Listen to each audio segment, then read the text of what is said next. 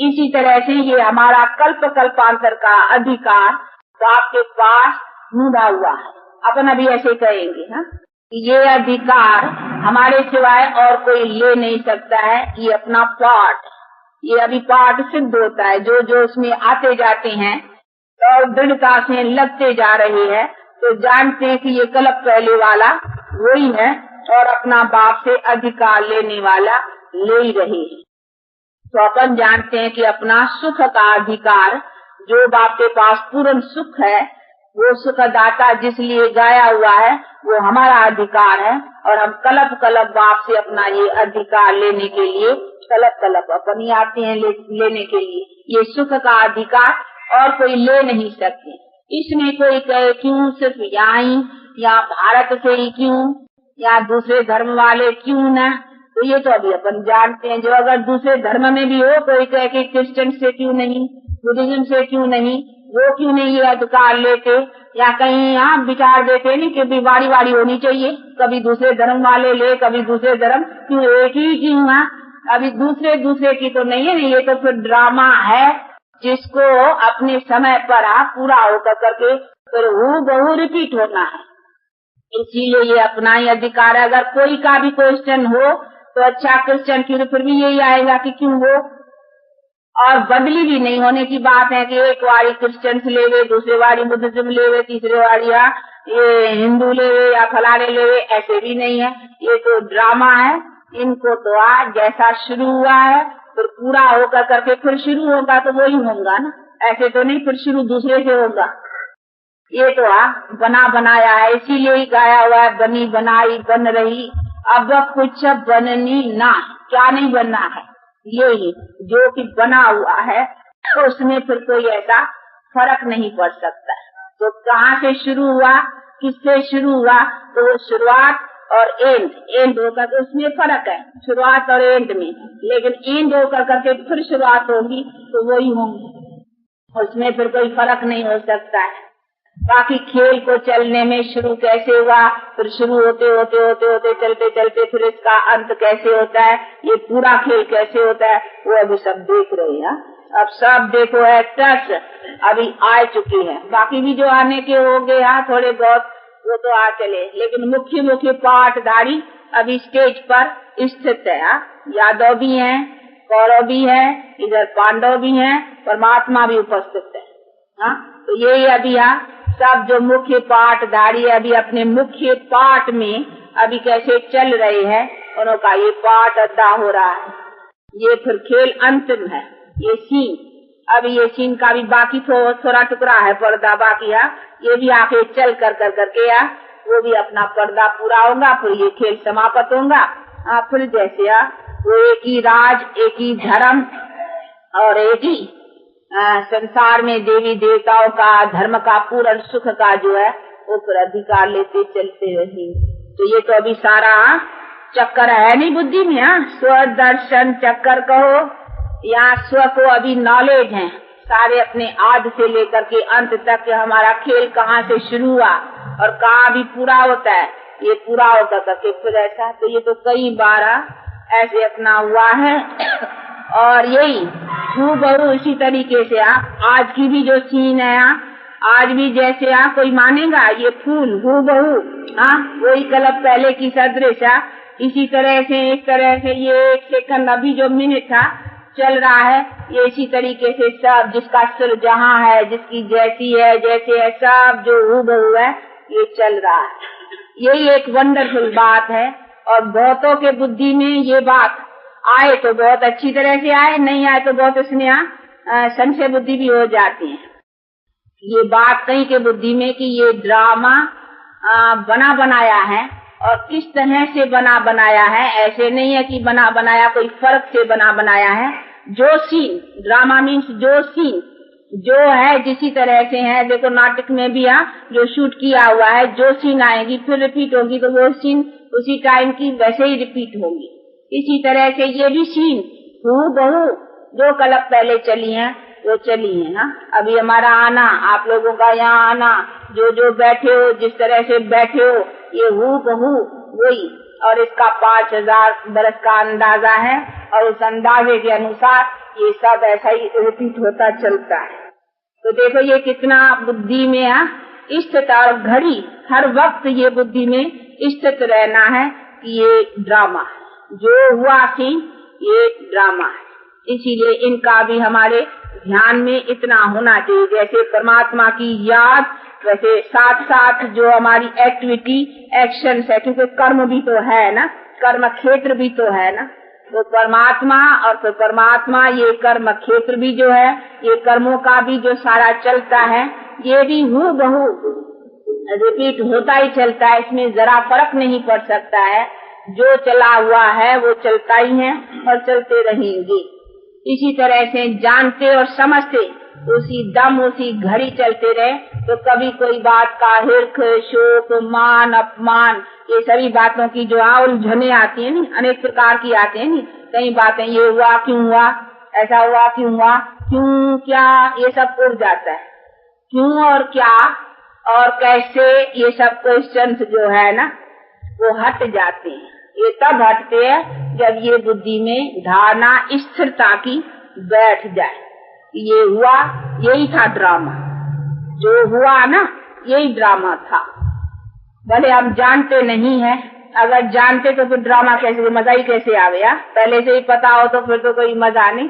Drama है, देखते चलते हैं, जो होता है बस उसी को ही समझना है कि यही ड्रामा है। ऐसी अगर स्थिति से कोई चलते रहे और अपनी धारणाओं को बनाते रहे तो कभी कोई बात की क्या भी हो जाए ना, कैसी भी भारी बात हो जाए ना, तो कभी कोई बात में हिलेंगे नहीं, तो समझेंगे अच्छा अभी अचानक कुछ हो जाता है, कोई ऐसी बात, कहाँ क्या हो गया, नहीं, वो समझते यही तो ड्रामा था ना। बस इसी तरह से अगर पकड़ते चले ना तो फिर किसी बात का हिलना या मूंझना या कोई बात में संशय में आना या किसी बात की भी कोई उलझन चली आए, ऐसी ऐसी बातें कुछ हो नहीं सकती। ये सब होती हैं, तब होती हैं जब हम इसी चीज को भूल जाते हैं। तो ये भी एक बात भारी पॉइंट है, बाप की याद और साथ साथ फिर यही जो हमारा चक्कर भी है, तो चक्कर का भी बना बनाया कैसे है, जो बाप ने बैठ कर करके समझाया है कि मेरा भी मुंड है, मैं भी बंधा हुआ हूँ, मैं चाहूँ मैं नहीं फर्क डाल दूं कुछ, अच्छा इस बारी नहीं आता हूँ, ऐसे ही कुछ कर लेता हूँ या कोई और तरीके का, जैसे किया हुआ है, जैसे ड्रामा में है वैसे ही करना है, इसमें कोई फर्क पड़ नहीं सकता। इसीलिए मैं भी बंधा हुआ हूँ, मैं भी कुछ उसमें कर नहीं सकता हूँ। इसमें सर्वशक्तिवान होते उनका मतलब ये नहीं कि परमात्मा सर्वशक्तिवान है, क्यों नहीं कुछ कर लेता है। वो कहते मैं भी ड्रामा में बंधा, मुझे भी आना है, मैं चाहूँ मैं ना आऊँ, मैं कुछ ऐसे ही बस चला लूं, नहीं, कुछ नहीं, मुझे भी आना ही है, मेरा जैसा पार्ट है। तो अगर इस चीज को कोई अच्छी तरह से समझ ले ना कि मेरा जैसा पार्ट है और जिस तरह से है वो वैसे ही चलता है, तो इसी में कोई फर्क की बात नहीं है। लेकिन हाँ, ये जानते भी फिर अपना पुरुषार्थ भी चलाना, ऐसे नहीं है कि मेरे यहाँ भाग्य में होगा, ड्रामा में होगा, कई फिर इसके उल्टे एडवांटेज ले लेते हैं। नहीं तो ऐसे भी बहुत हैं जो इसी बातों को उल्टा भी उठा लेते हैं। तो इसीलिए उल्टा उठाने के कारण इसमें मुझ पड़ते हैं कि अच्छा भाग्य में होगा, कहते नहीं ड्रामा में होगा, किस्मत में होगा, जैसे भक्ति मार्ग में भी कहते हैं कि किस्मत में होगा, फिर ऐसी ऐसी बातों में ठहर जाते हैं। लेकिन ठहरने की नहीं है, ये जानते भी पुरुषार्थ ऐसे करते हैं जैसे कि करके ही पाना है, बिना किए काम नहीं चलेगा। तो करना ऐसा है कि बिना किए काम नहीं चलेगा, लेकिन जानते हैं कि काम को भी कैसे चलना है, लेकिन पुरुषार्थ तो जरूर है ना। पहले पुरुषार्थ, इसीलिए पहले पुरुषार्थ पीछे प्रारब्ध। ऐसे नहीं है कि यहाँ बना बनाया में जो बना पड़ा होगा या प्रारब्ध में जो होगा वैसा पुरुषार्थ चलेगा, ये तो फिर उल्टी गाड़ी हो जाएगी, तो उल्टा भी फिरेगा, चक्कर फिर उल्टा फिरेगा, तो उल्टा होगा तो क्या होगा, खत्म होते जाएंगे। हाँ नहीं, ये सीधा चक्कर को भी तो सीधा चलाना है। नहीं तो चक्कर चलाने का भी पूरा पूरा नॉलेज चाहिए, नहीं तो कई उल्टे चला लेते हैं, पहले प्रारब्ध पीछे पुरुषार्थ, तो उल्टी गाड़ी हो गई। नहीं आगे घोड़ा होना चाहिए, गाड़ी पीछे है।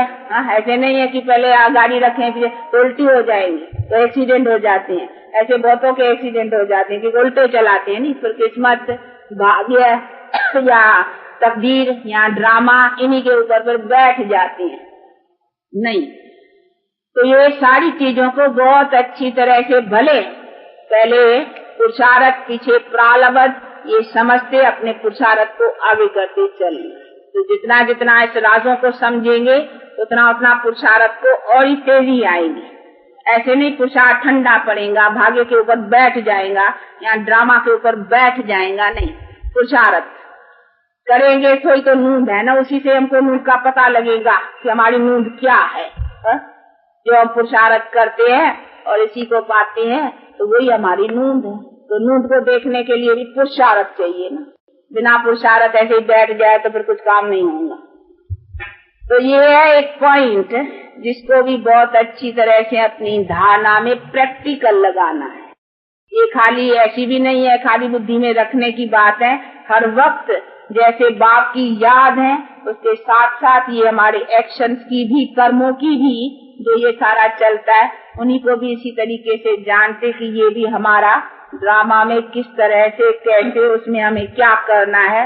वो अपना बुद्धि जो मिली है समझ भी है नहीं साथ में। ऐसे थोड़ी है कि नहीं जो किस्मत में होगा, किस्मत होती तो बुद्धि नहीं होनी चाहिए, तो समझ काय के लिए है। तो नहीं, समझ से काम लेना है। और समझ देने वाला भी तो देखो समझ देने लिए आए है। नहीं, हमारी बुद्धि भी अभी तमो प्रधान हो गई है, इसलिए वो बुद्धि नहीं जान सकते हैं। तो बुद्धिवानों की बुद्धि अभी आकर करके बुद्धि दे रहा है। तो बुद्धि की जरूरत है ना, समझने की भी तो बातें हैं ना। तो खाली किस्मत अथवा ड्रामा या कोई सी बात के ऊपर तो नहीं बैठ जाने की बात है। तो ये सारी चीजें हैं जिसको बहुत अच्छी तरह से समझते और अपने पुरुषार्थ को भी इसी तरीके से आगे करने का यत्न करते रहना। तो फिर कभी कोई ऐसी बातों में मूंझेंगे नहीं और कोई उलझन, कोई दुख, कोई अशांति या कभी किसी बातों से मुरझाइश, ये सभी चीजें होंगी नहीं। ये है मुख्य मुख्य बातें जो बुद्धि में अगर हर वक्त कोई रखे तो अपनी धारणाओं में बहुत स्थित रहे और स्थिर रहे। और कभी कोई बात किया फिर आएगी नहीं उलझने। तो ये अभी है सब उलझनों से पार करने वाला बाप आया है नहीं। तो इसीलिए वो कहते हैं मैं नॉलेज भी उसी मतलब का देता हूँ जिसमें तुम्हारी प्रैक्टिकल कर्मों में बल आवे तुमको।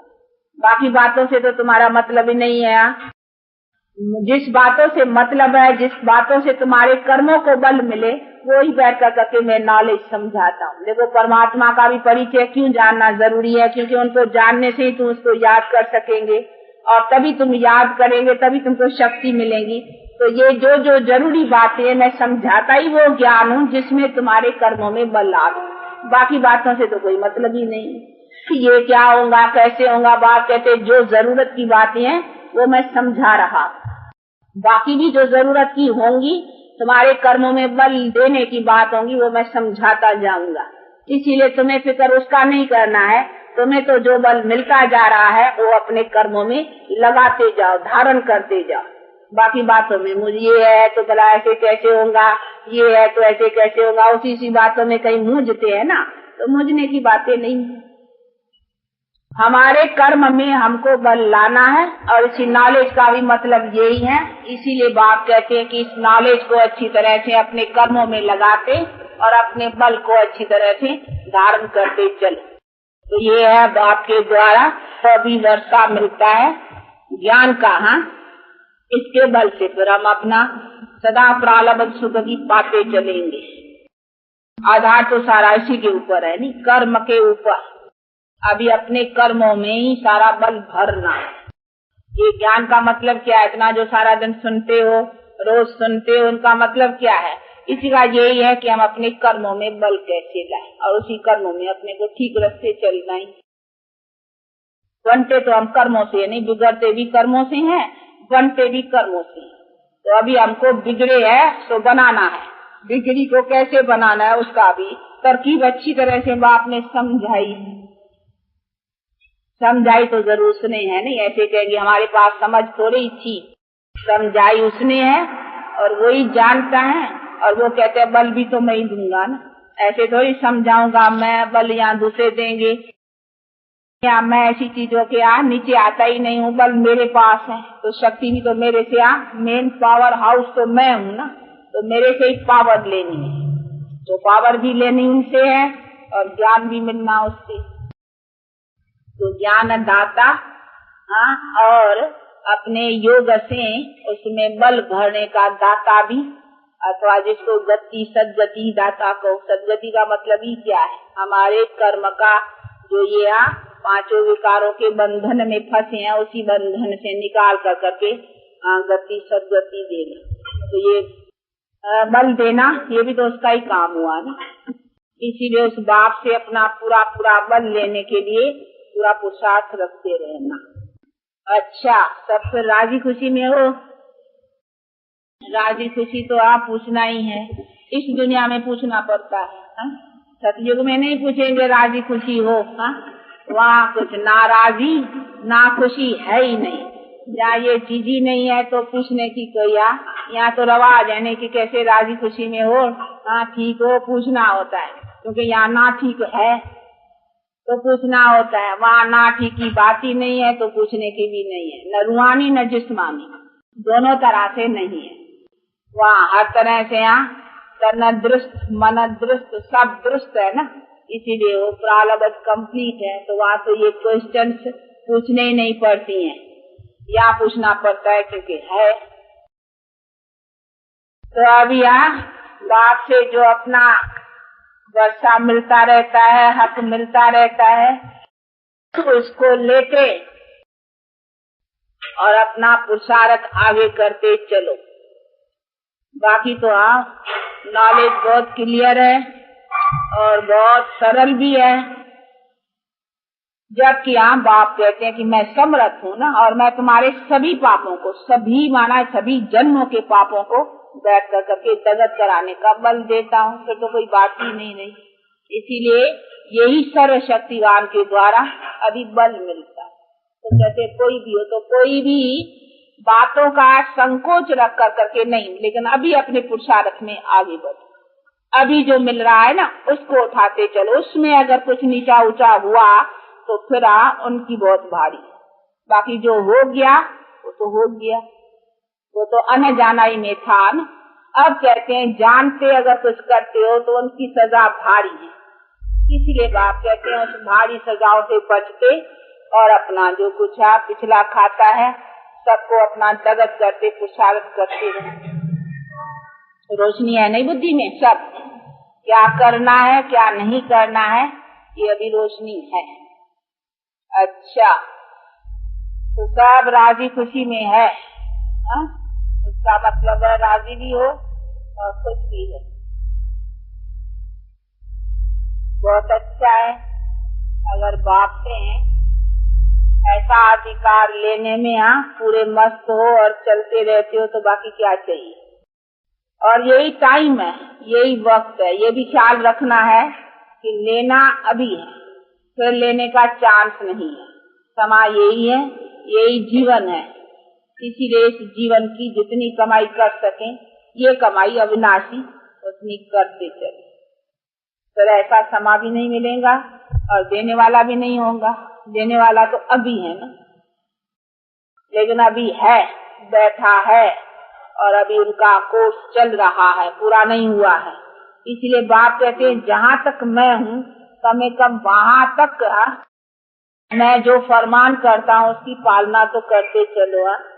कोई भारी बात थोड़ी है, मुश्किल थोड़ी है। इसीलिए कहते हैं एक ही जन्म है। जानता हूँ तुम बहुत जन्म तो आपस में आत्मा आत्माओं के प्रति देते आए।